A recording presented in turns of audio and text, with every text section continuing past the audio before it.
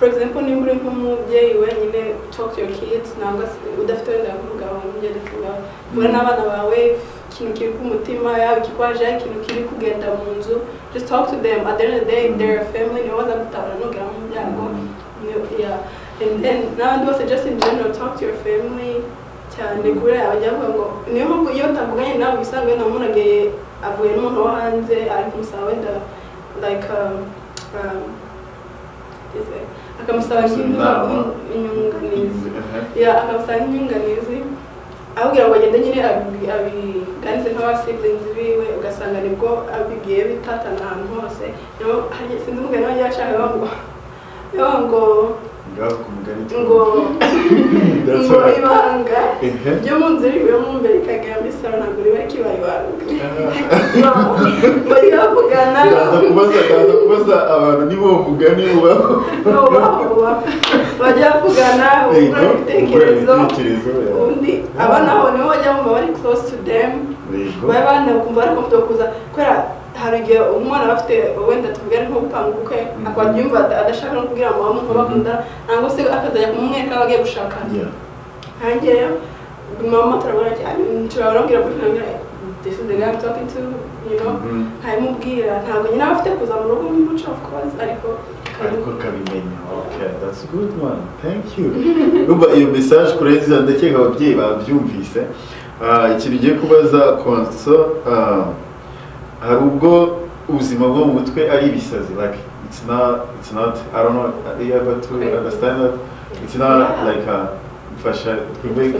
think it's like I think he's trying to ask mental health is it being crazy hari ubwo ikibazo hari ubwo kugira ikibazo cyo ibibazo byo mu mutwe ari ibisazi no ntabwo ari ibisazi I think that's a stigma that people place on it that's definitely being mentally ill is not being crazy it's just that like Gigi said like generational trauma that's stuff that's been passed down because of the lack of knowledge the lack of the information or learning about yourself, being aware and knowing why am I acting like this, you know, how can I move forward, you know, going through stuff like that, even going through deaths and stuff when you're young and having people die and you don't have a way to deal with it.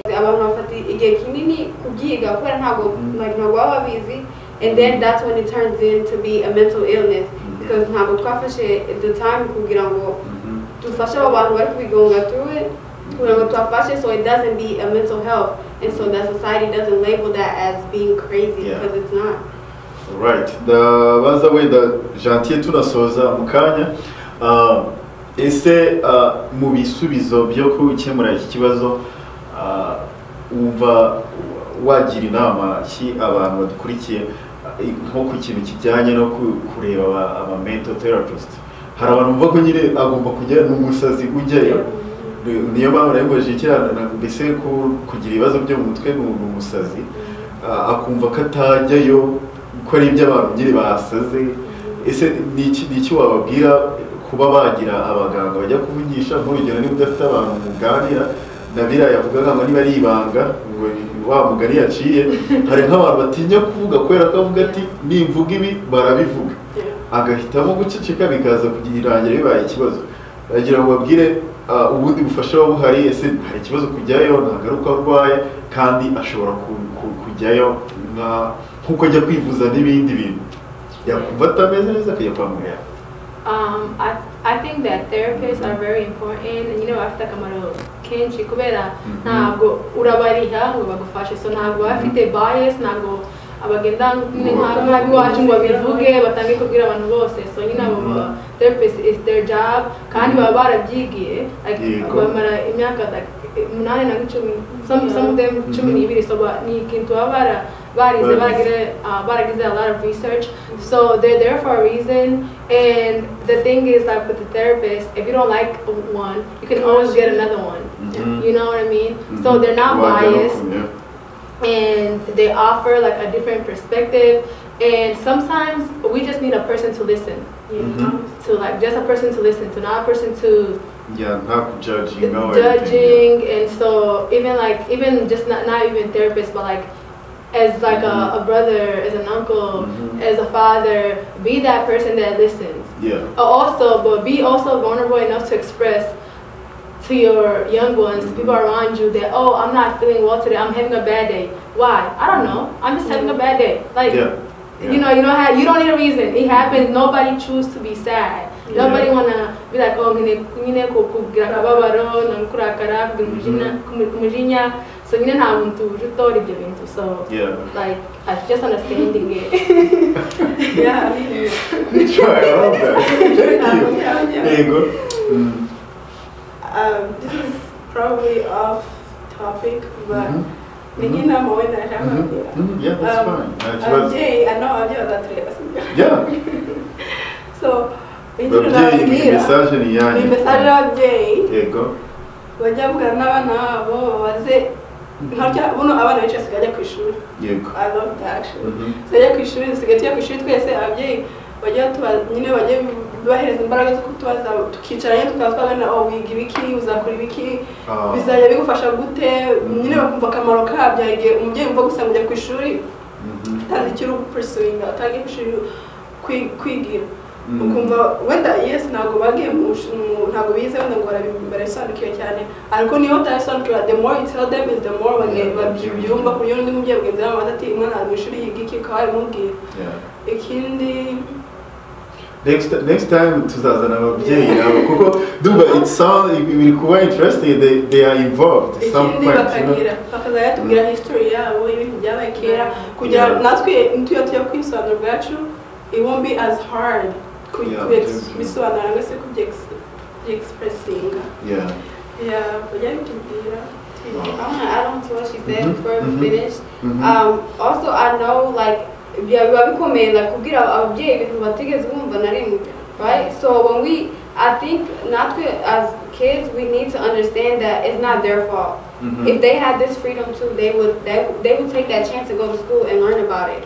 So I want for us to also be patient with our parents and also ask our parents to be patient with us and actually want to learn about it, like she said. Have that, you know, be motivated to learn about it and understand me, because this generation, it comes with whatever it comes with, and I got to adapt. I can't live in whatever you went through. That's another topic, but I love that. They have to be willing to learn and accept that this is a new generation. Let us educate you and you educate us. Kugana ndashaka kugira ntavuge mu kinyarwanda abantu bakumviriza bavuze ngo ababyeyi cyangwa se generation igiye hejuru igomba kuba patient cyangwa se kubihanganira kuko nabo generation barimo cyangwa igisekuru barimo nawe ntabwo bashaka gusigara agomba kujyana nacyo rero yajyanye nacyo bitera nk'ikibazo abari hejuru bakumva we have to go with it ugomba kujyana n'ikigeje namugeze bagomba kubyumva so nkomoza kuri icyo mbere yuko dusoza tugiye gusoza abantu batwiye be kurambirwa ariko ku kantu avuze hari ikibazo mfiteho ese tubivuge nko ku ibintu bikunda gutera conflict no kutakirana kuri generation ikuze ni ntoya ni ikintu cy'imyambarire. We always see that mu bukwe ahantu hose baba bavuga ati hey mwambarire bamwe bajya banasohoka mu bukwe hehe no mu rugo ikijyanye n'imyambarire hagakurikiraho wenda aba choosing a different stuff like nk'ibintu bitandukanye wenda nkagira amatwi nk'ayatura nka gatatu bakumva ni ikibazo kandi twe turi kujyana na generation sibyo si bihari mbere na mbere reka mbanze menye niba birahari ntabwo ngo 100% nuko umuntu aba kujyana na generation ariko hari n'ibintu by'umuntu aba akunze kumva ibyamba urabikunze nyine yego nyine bidasebeje ariko kumva urabikunze wenda bidashimisha abantu ugomba kubisobanura ababyeyi babwire ati ngenda bikunda mu nyakize cyangwa iyo batakwakira nyine hari imyenda isebeje pe utakwambara umujyana imbere y'umubyeyi nanjye ubwanye umuntu uzi ubwenge ashobora kwambara ikintu ati kinki mama nagikunda ntawe gikunda ukaba utahabwa imbere yo cyambaye so there's this thing called like there's a time and a place for everything. So when you said the dress wedding accordingly. Dress accordingly. When you said the wedding, you know that as much as we want our parents and the older generation to understand, they're not gonna understand. But we also can't force them. We gotta take it slow. Like at a wedding, there's no reason why you should be that exposed if you know that your parents are against it, because you are like when you're outside, you represent your parents. And wow, here we're getting solutions. Ndakeka hari ibyinshi iki kiganiro kiri buze gusobanura cyangwa kiri bukemure no ku rubyiruko rugenzi rwacu. Hari icyo avuze Anita kuvuga ngo nawe kumenya ibyo ababyeyi bawe bakunda ukagerageza kubihanganira. Ikindi kumenya aho ugiye, kumenya ibyo ugiyemo. Niba urugero muragiye mu bukwe arahura n'ababyeyi yambare bijyanye nabyo, mbese ni nko kuvuga kwirinda kuzana ibibazo, kongera na za trauma. Hari n'abambaye ikintu kumva kirasebeje byumva, which is good. Urumva iki ni ikiganiro cyiza cyane. So ikintu navuze impamvu twagize iki kiganiro ni iyi, nuko iki ni ikibazo gikomeye cyane mu isi basaze biri kuri kumuzandengo nini. Ikindi abantu batajya bahora bibuka kubera ko batajya bibuka ko ari ikibazo ku bwishingizi abantu bagira bwose, yaba na Medicaid umuntu uyifite abimenye. Benshi bivuriza no kuri Medicaid n'abandi bafite ubwishingizi butandukanye. Hakoze ubushakashatsi busanga ko ntabwo bajya bibuka ko mental health nayo iri covered mu bintu bivuza, ntabwo bibuka ko irimo. So mental health nayo ibi ifite ubwishingizi bwayo, bivuze ngo igihe wumva utameze neza ufite uburenganzira bwo kujya kwa muganga, utagiye kwivuza ko umutwe uri kukurya, utagiye kwivuza ko amaguru yakuriye, ushaka kuvuga ndashaka umuganga tuganire. Icyo kintu abantu bagomba kukimenya, yaba umwana yaba umuntu mukuru, ni ibintu bisanzwe. Ubuzima bufite stress hari igihe wenda ntawe nabongo nabyeyi bose, hari like most of the parents hari igihe baba bishaka, but because of our doctors ba hano bose, they're all like English speakers, ntabwo bavuga icyongereza, ntabwo ababyeyi they don't even go through the same thing banyuzemo, so they wouldn't be able to understand them. It's me speaking for them. Niko wenda byabitekereza kuba ati nimutayimizemo ntashobora kubivuga nkuko njye nabinyuzemo. Yego, ntabwo se akaba atabishiramo imbaraga bitewe nuko ntabwo bavuga ikirimo kimwe kuko bari bagiye kubera ibintu bisobanuye bivugiye is different. Ako kuko Jantier navuze nawe yavuze ko baba barabyize, afite ubunararibonye, ubwo bazi ukuntu nabyo babifasha. Bo ikindi cya kabiri nari ngiye kongeraho ni uko ubuzima bwo mu mutwe iyo batabwitayeho butera n'ibibazo biri physical. Uvuga ngo uramutse uvuze ati ntabyo nitayeho, ntabyo ngize, ugira depression ukayirengagiza cyangwa agahinda gakabije kakagutera umutima ukawurwara ukakwica. ugahorana abantu muri sosiyete uzi bahorana umutwe udakira. Now it's like no like either too like weight problem, obesity, or like too thin. Like cyane. Konsora kibagiye kongeraho. Oh yeah, I was nage kuvuga ngo wavuze ngo nyine ngo nabyo is covered by Medicaid or passport whatever, and that's really good. I'm glad you mentioned that, but I also wanted to say, for people that find it hard to accept the fact that they need to talk to someone to solve their mental problems or their daily life issues, it can be uncomfortable. So I would say even when you don't feel like there's never a right time to do that. You can even go in just to like talk to someone, just sit there, and you might find issues that you didn't even think you had. And so it's all about just allowing yourself to go and have that conversation. Sometimes it's a conversation, like she said, you need somebody to listen to you, or you just just want to talk to someone, and you might find problems that you didn't think you have. So so navuga ko bitera ibibazo bitandukanye za diabete, ushobora kugira ibibazo byo gutwe bikagutera diabete, n'izindi ndwara zitandukanye, ama stroke, ibyo byose byaragaragaje mu bushakashatsi. Ariyo mpamvu tuvuze ko mental health ni ikintu cy'ingenzi cyane abantu bagomba kwitaho, cyane nk'abantu baturutse muri biriya bice dufite generational trauma that passed on earth, byaturutse ku bandi biramanuka binatuzaho n'abatoya n'abazadukomoka, ari byo turi kugira ngo tugabanye. Iyo mpamvu iki kiganiro ari ingenzi cyane. Ubutaha tuzazana n'ababyeyi batubwire ukuntu mujya mwitwara, ukuntu ibyo bashaka namwe kubabwira. So nihe message ya nyuma mwaba mufite wenda ku rubyiruko rugenzi rwanyu, starting with the concert? You can speak whatever English you want because bavuga icyongereza. Yeah, that's very helpful. Okay. But I think I want to direct this message as far as like what's going on today or right now, this month specifically, I don't know. It's just been a lot of deaths and stuff, and a lot of people committing suicide and not being heard or feel, I don't know, it's a lot going on, and it's really dear to my heart because my friend actually committed suicide recently. So in our community? No, it's not, but it's always like it's mental health, suicide, everything. So I just want to say, be patient with yourself and have that motivation to learn about it. Understand why you act the way you act, and like be open to it. I want people to actually want to learn it and not go through the world without knowing why like certain things happen to them and they don't understand it.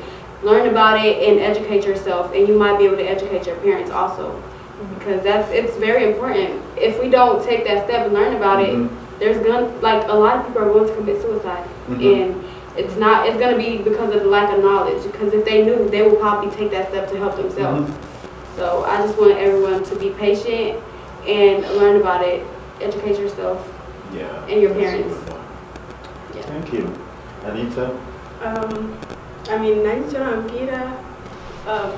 message that I would like to tell the youth who are watching, I just want to tell them that it's okay to be different. Like, you don't have to fit in, you don't have to do what everybody else is doing just to like feel heard or seen, or just, you know, to feel like you belong there. It's okay to be different. Just go out there, you know, go explore, see what you like, be unique, and it's okay. My message to the youth is that it's okay to ask for help. There are people that care about you. There are people that are more than happy to provide the necessary help, and the world is so much better because you're in it and you are part of it. And it doesn't just have to be like committing suicide. It could be self-destruction. Like, you need to be your best healthy self. And it starts with having the conversation. So just be open-minded, and just it's okay to ask for help. Thank you. That's so good. Iyindi ya nyuma ku babyeyi wavuze byinshi, but can you wrap up akamwe, Anita, kamwe ubwira ababyeyi dusoza? Ikindi nabwira ababyeyi,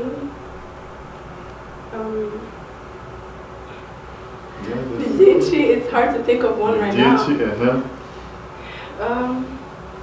Nukureka abana babo bakimenya ubwabo, like bakiyumva, bakamenya ibyo bakunda, uko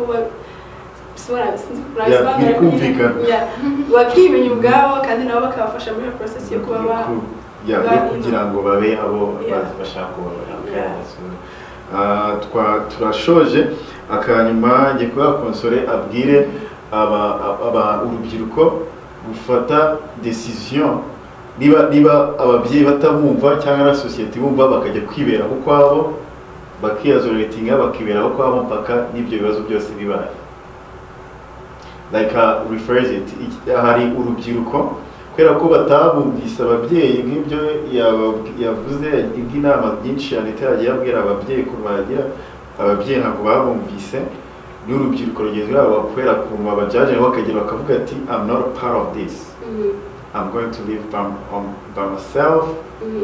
Nimenye nta bandi nshaka kubana nabo until something happens. Yeah, I think I've seen it a lot actually, when people isolate themselves because they don't feel heard. And I think, okay, so I'm a firm believer in do what works for you. So if you feel like your mental health is better when you take time to yourself and go move away from your family and figure things out before coming back, yes, that's fine. But on that, when you do go away, make sure that you're doing the necessary things to help yourself get better. Because if you're not heard by someone else, like I wouldn't want to go and isolate myself, which I know other people probably do because people think different.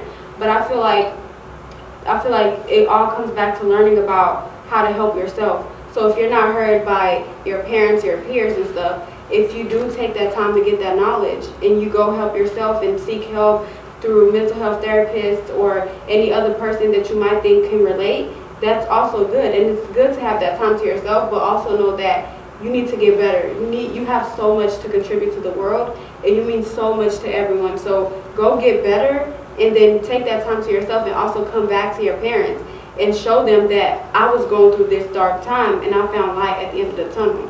Like I did that. I didn't have the support, but I went and found it in some other ways. But I don't think in our community. Yeah, that's what I wanted to add. Yeah, that's what I wanted. Yeah, I had I mean, I get what to you're saying. Yeah, I get what you're saying, but like in our community, they're either gonna take it as if you are yeah, but that's always gonna be a thing. Yeah, I know That's always gonna be a thing. But if you yourself know that it's not true, that you're working on something bigger and greater. So but I also feel like nubwo bakuriye ahantu hatandukanye and we're here now, we're experiencing everything, we're seeing everything, we also like live in the community. Yeah, we're also in the community. Like, we have like we're not like. Soon I forgot.